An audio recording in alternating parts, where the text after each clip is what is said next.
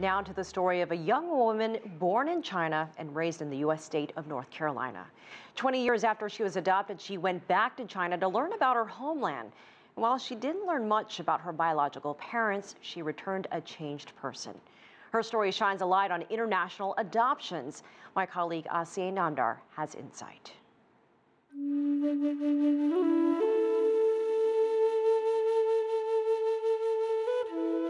I've always been told that I was adopted, and my parents and my grandparents have always really instilled it in me to learn my heritage and where I'm from.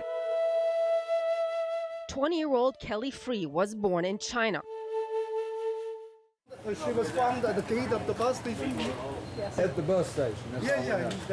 This is the old gate. That's the old gate right there. Yeah. How about that? Yeah. She was found in a cardboard box at a bus stop about 20 miles from the village of Langtian in Guangdong province back in 1996. Her life hasn't been the same since that fateful day. Kelli was 6 months old when she was adopted by a North Carolina couple. They already had a little boy, but wanted more children. They fell in love with Kelli after seeing her picture sent by the Central Adoption Agency in Guangzhou and flew to China to bring her home. Kelli's grandmother, Nelda, still remembers seeing her at the airport for the very first time. She was tinier than a doll. She had these bright, vivid eyes, and literally she locked in on me. Maybe it was the jewelry, the hair, I don't know what it was, but she reached for me, and it was an instant and permanent bond. We know that all this came about through God's planning. And I just get very emotional when I think about that. Kelli's grandparents had promised to take her to China to learn about her homeland once she was old enough. They fulfilled that promise last year, a 3-week journey chronicled in her journal and home videos.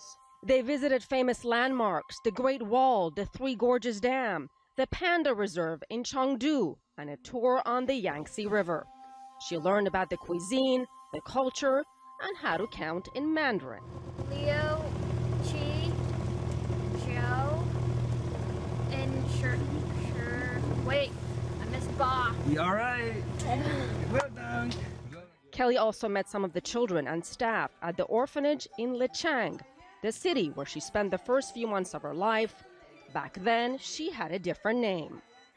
They called me Mei Feng the entire time, which was really interesting, just because sometimes I wouldn't even realize that they were talking to me. The people at the orphanage were so forthcoming in telling us about the way it was when she was there and how much things had changed now. And I have a few things that we can look at from our trip to China. Nelda and Tom have a box full of memories and souvenirs from their trip to China. They often think about what their lives would have been like if Kelli had not been left at that bus stop. And we would have missed the blessing of ever having her in our life. Kelli goes to college in North Carolina and is an aspiring artist. She's won numerous awards for her drawings and sketches.